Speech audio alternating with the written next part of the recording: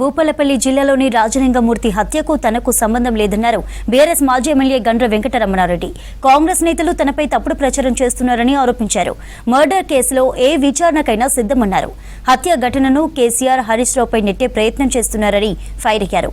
మంత్రి కోమటిరెడ్డి తనపై నిరాధారమైన ఆరోపణలు చేస్తున్నారన్నారు గండ్ర. భూపాలపల్లిలో జరిగినటువంటి రాజలింగమూర్తి హత్యను బీఆర్ఎస్ పార్టీ అదేవిధంగా అక్కడ స్థానిక మాజీ శాసనసభ్యుడిగా తీవ్రంగా ఖండిస్తూ ఉన్నాం. దురదృష్టం, ఈరోజు మీడియాలో కాంగ్రెస్ పార్టీ నాయకులు సోషల్ మీడియా వేదికగా చేసుకొని చేస్తున్నటువంటి దుష్ప్రచారాన్ని తీవ్రంగా ఖండిస్తున్నాం. ఈరోజు కాంగ్రెస్ పార్టీకి సంబంధించినటువంటి కొంతమంది నాయకులు అదేవిధంగా సాక్షాత్తు రాష్ట్ర మంత్రి కోమటిరెడ్డి వెంకటరెడ్డి గారు మాట్లాడినటువంటి మాటలు చూస్తూ ఉంటే కొంత బాధాకరంగా ఉంది.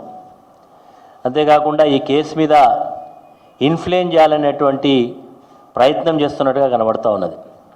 నిన్న హత్య జరిగిన తర్వాత ఈ రాజలింగమూర్తి భార్య ఇచ్చినటువంటి మరి కాంప్లైంట్, అందులో భూ వివాదం ఉన్నట్టుగా, అందులో కొంతమంది వ్యక్తులు కలిసి అతని భర్తను హత్య చేసినట్టుగా కాంప్లైంట్ ఇవ్వడం జరిగింది. దాని ఆధారంగానే పోలీస్ వాళ్ళు ఎఫ్ఐఆర్ కాపీని కూడా ఇవ్వడం జరిగింది.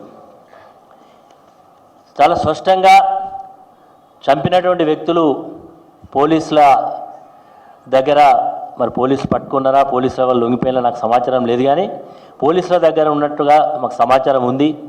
చంపినటువంటి వాళ్ళు మేము చంపినామని చెప్తా ఉన్నారు.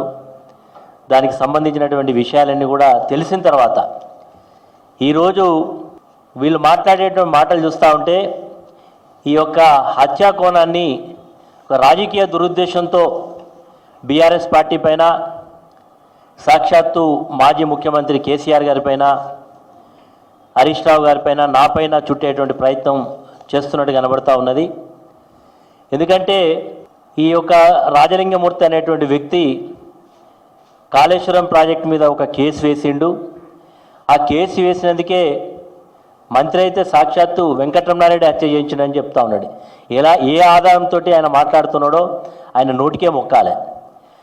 ఈరోజు ఆయన పార్టీ శాసనసభ్యుడిగా ఉండేటువంటి వేముల వీరేశం అనేటువంటి ఈరోజు ప్రస్తుత శాసనసభ్యుడు గతంలో ఒక హత్య చేయించిండని చెప్పి ఆ రోజు ధర్నాలు చేసినటువంటి సందర్భాలు మనం చూసినాం. ఈ హత్యకు నాకు కానీ బీఆర్ఎస్ పార్టీకి కానీ ఎలాంటి సంబంధం లేదు. మరి ఈరోజు వాళ్ళు చెప్తా ఉన్నారు, మా అక్కడ ఉండేటువంటి స్థానిక శాసనసభ్యుడు దీన్ని నిష్పక్షపాతంగా విచారణ చేయాలి, ఎంత లోతుగా అధ్యయనం, మేము కూడా చెప్తున్నాం, లోతుగా అధ్యయనం చేయాలి, ఖచ్చితంగా దోషులను శిక్షించాలి అని కూడా మేము కూడా డిమాండ్ చేస్తూ ఉన్నాం. వారు ఏదో సిబిసిఐడి అంటున్నారు. సిబిసిఐడి కాకపోతే సిబిఐ ఎంక్వైరీ చేసినా మాకు ఎలాంటి అభ్యంతరం లేదు. మేము మాకు హత్యకు ఈ వ్యక్తికి మాకు ఎలాంటి సంబంధం లేదు మరి అనే మాటని ఈ సందర్భంగా తెలియజేస్తాం.